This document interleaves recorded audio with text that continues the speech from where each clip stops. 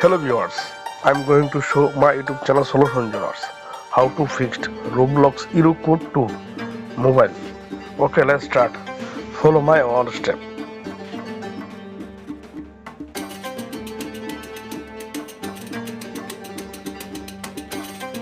Tap and hold Roblox. Click on Open Information.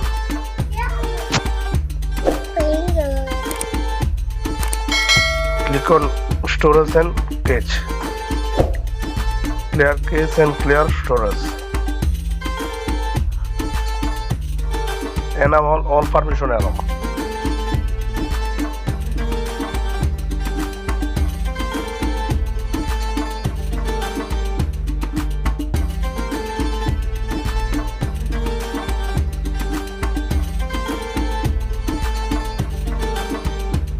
Open Play Store and Roblox update check.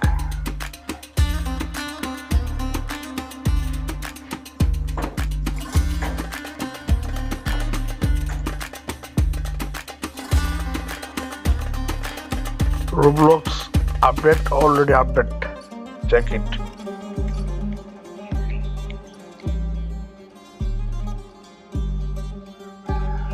So finally, error code problem solved. Thank you.